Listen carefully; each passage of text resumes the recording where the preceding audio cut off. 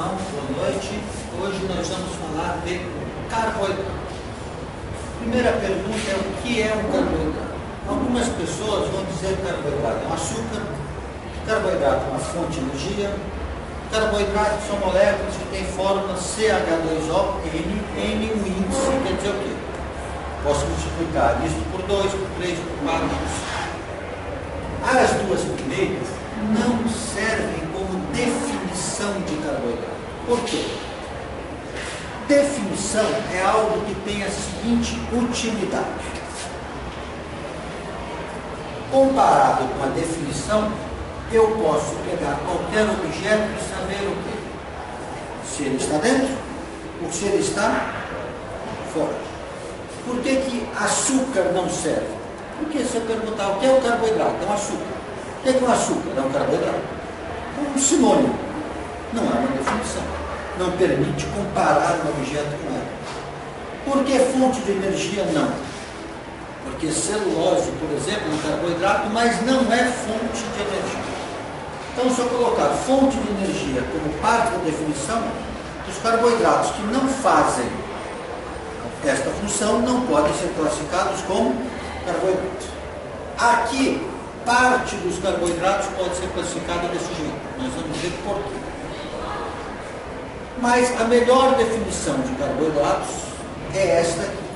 Carboidratos são polihidroxialdeídos, polihidroxicetonas ou substâncias que, quando hidrolisadas, liberam estes compostos se observados em sua forma linear. Então vamos ver aqui. Primeira coisa, para a definição fazer sentido, o que é um polihidroxialdeído? Poli são vários, hidroxi vem de quê? Hidroxila. Aldeído, como a gente já viu, é um grupo que vem o quê? C dupla O, H. Polihidroxicetonas. O que é um poli? São vários. Hidroxi, OH. O que é uma cetona? É um grupamento C dupla O entre dois radicais, átomos distintos de hidrogênio. Então, primeira coisa, aqui começa a funcionar. Porque quando eu olho para esta definição, eu posso olhar uma molécula e dizer o quê? Possui esses atributos? É carboidrato. Não possui? Não é. Mas nós temos outros grupos dos dipolisacarídeos que não se encaixam nessa definição. Então vem a segunda parte que diz o quê? Substâncias que, quando hidrolisadas, liberam esses compostos se observados na sua forma linear. Então vamos ver ao longo da explicação o que significa cada parte dessas. No final retorna-se a definição. Então, seguinte, carboidratos se dividem em grupos. O grupo inicial é o que a gente chama de monossacarídeos, que são o quê? Os sacarídeos, os açúcares, que são apenas uma molécula. Por que apenas uma? Porque se eu quebrar essa molécula em duas, eu não vou obter dois polihidroxialdeídos ou polihidroxicetonas. Então, não tenho como quebrar e obter dois carboidratos menores. Então, é a unidade fundamental, é chamado monossacarídeo. Eles têm entre 3 e 7 carbonos, e aqui nós temos dois exemplos, uma glicose e uma frutose. Perceba que a glicose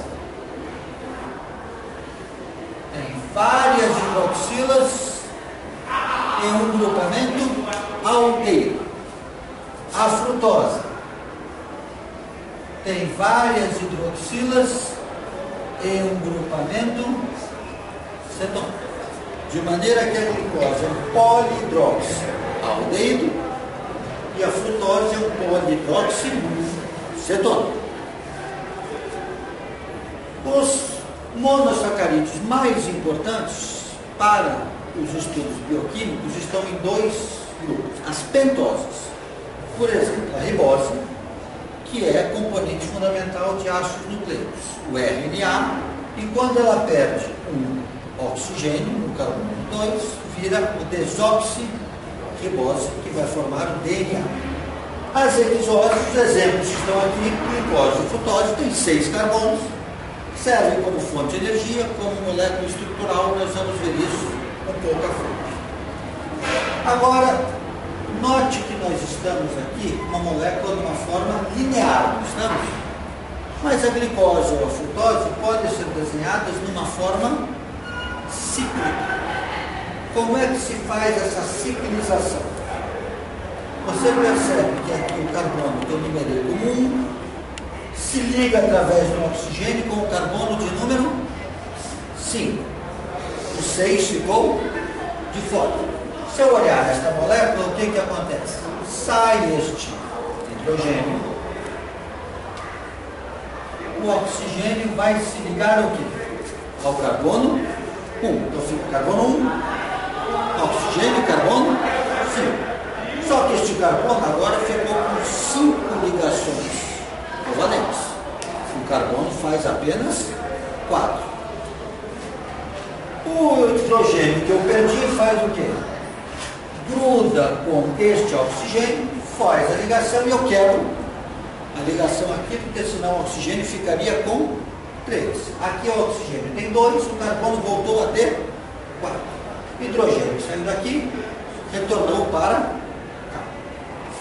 Quando isso acontece, eu tenho a chamada forma cíclica, que corresponde ao quê? A 99% da glicose, por exemplo, circulante no corpo de uma pessoa. Apenas 1% está aqui. Vamos ver a definição anterior. Polihidroxialdeído, polihidroxicetonas, quando observados na forma linear. Por quê? Porque aqui eu não tenho nem aldeído e nem cetona. Porque aldeído e cetona dependem do dupla O, não dependem? A carbonila, que é o C-dupla-O, foi quebrada, não foi? Então aqui eu não tenho o quê? Nem polihidroxialdeído, nem polihidroxicetona. Mas se isto observar na forma linear, ele volta a corresponder à definição. Não é? Uma coisa importante. Estas hidroxilas, quando estão à direita, eu represento para baixo. O carbono 3, que está à esquerda, aqui eu representei para cima. Esta hidroxila formada, a pergunta é, vai ficar para cima ou vai ficar para baixo? A resposta é as duas coisas. Ela é aleatoriamente colocada para cima ou para baixo. Metade das moléculas vai ter hidroxila para baixo. Vai ser chamada de uma glicose alfa. Metade das moléculas, essa hidroxila vai estar para cima. Vai ser chamada de uma glicose beta. Então, no corpo eu tenho circulantes, glicoses alfa e glicoses beta, que são formadas no momento da ciclização aleatoriamente. Vamos ver a importância dessa história de alfa e beta já já. Então, seguindo. Esses monossacarídeos dão origem aos disacarídeos. Vamos dar um exemplo da maltose. A maltose é a união de uma glicose com outra glicose. Veja aqui o desenho de uma glicose, o desenho de outra glicose. Toda ligação vai depender da presença desta hidroxila que foi formada, que é chamada hidroxila redutora. É sempre ela ligando com uma outra qualquer. Fazendo o quê? OH de um lado, AH do outro, libera água. Esta é uma reação chamada de quê? Desidratação. Desidratei, ficou o quê? Carbono, oxigênio, carbono, saiu a molécula de água. Quando eu quebro esta molécula para obter de volta as glicoses, Eu pego uma molécula de água e quebro em quê? O H de um lado e H do outro para repor, não é isso? Como eu quebro a molécula de água, esta reação chama-se hidrólise, que é a reação de quê? Quebra da molécula quando vem daqui para cá, associada à quebra de uma molécula de água. Esta ligação formada é o que eu chamo de ligação glicosídica. Vamos entender esse nome. Por que alfa 4? Por quê? A hidroxila redutora estava para baixo, então alfa. A hidroxila redutora na glicose é no carbono 1. Ligou uma outra no carbono o quê? 1, 2, 3, 4. Então alfa 1, 4, por quê? Fez para baixo, entre o carbono 1 e o carbono 4. Maltose é uma molécula que é resultado da degradação intermediária de amido de glicogênio, e nós vemos isso daqui a pouco. Dois outros disacarídeos fundamentais: a sacarose, que é o chamado açúcar de cana, o açúcar de mesa, aquele açúcar branquinho, é a união de uma glicose com uma frutose, a lógica é a mesma. E a lactose, que é o açúcar do leite, que é a união de uma glicose com uma galactose. Pessoas que têm intolerância à lactose, o que acontece com elas? Elas têm a falta ou o não funcionamento perfeito de uma enzima chamada lactase. Esta enzima é a que faria o quê? A quebra da glicose com a galactose. Essa enzima não. A lactose é outra coisa, nada a ver. Lactose é o carboidrato. É o carboidrato. Lactase, A enzima que atua sobre a lactose. Ose, carboidrato. Ase, enzima. Né?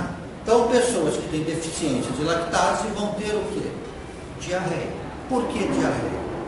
Porque o intestino só absorve monossacarídeos.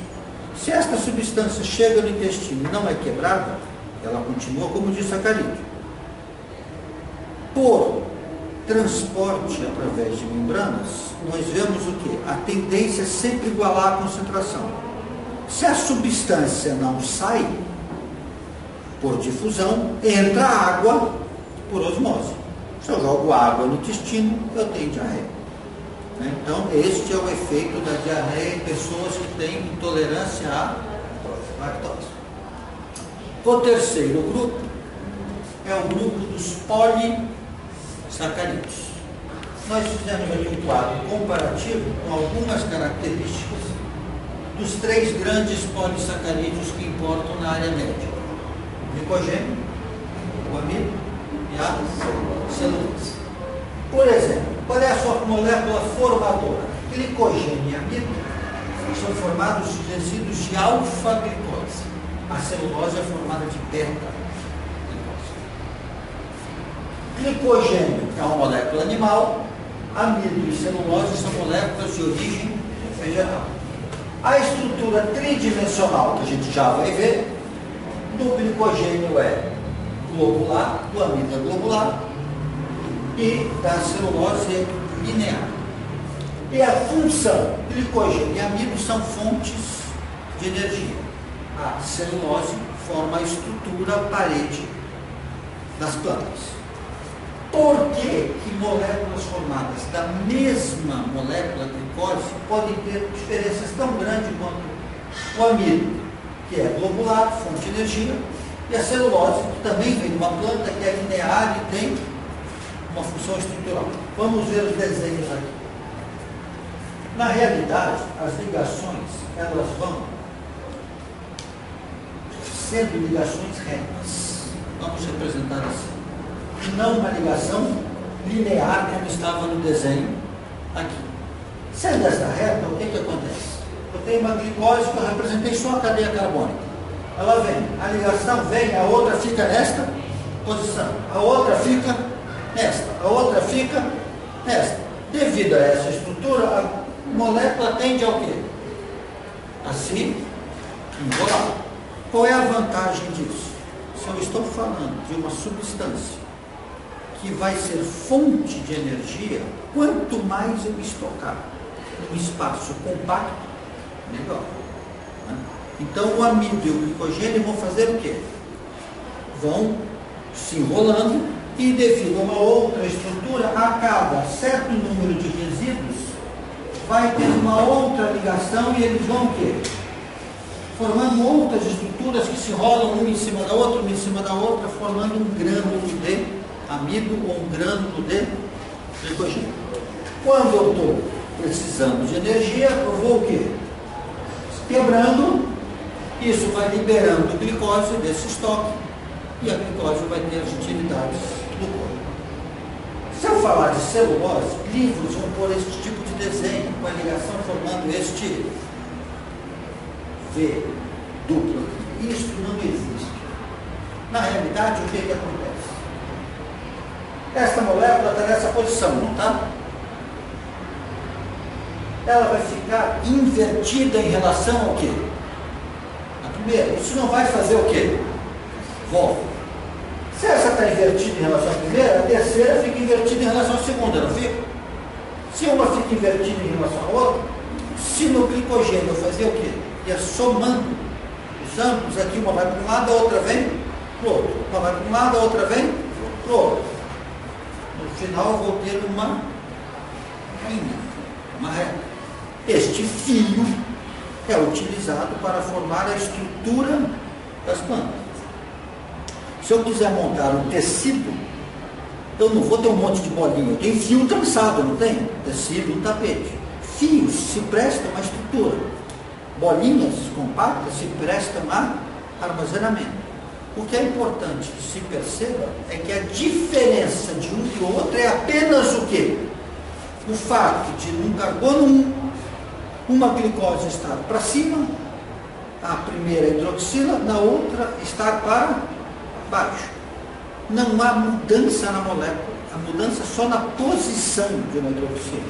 Então note como que apenas sem mexer nem na composição, apenas na estrutura, na posição, eu posso ter o quê? No final das contas, moléculas muito diferentes, com efeitos muito diferentes e funções muito diferentes. Por isso, a celulose, então, é uma estrutura e amido e glicogênio se prestam a energia. Né? Quando a gente fala, para terminar o raciocínio, que celulose não é fonte de energia, alguém vai dizer, mas bois comem grama, grama é celulose. Resumindo, o que o boi faz? Quando ele come grama, ele primeiro macera a grama, muito macerada, vai para um outro estômago que tem bactérias. Essas bactérias secretam o chamado conjunto celulolítico, que degrada a celulose. Então, não é uma enzima do boi, do ruminante, é uma enzima da bactéria. Mas ela não vai degradar a celulose para fornecer glicose para o boi, ela degrada para ela. Só que, num ambiente, temperatura constante, pH constante, fonte de alimento, aquela bactéria se reproduz. Este caldo de bactérias é que vai para um estômago semelhante ao nosso, que vai ser digerido. Então, na realidade, o boi come bactéria. A grama serve para quê?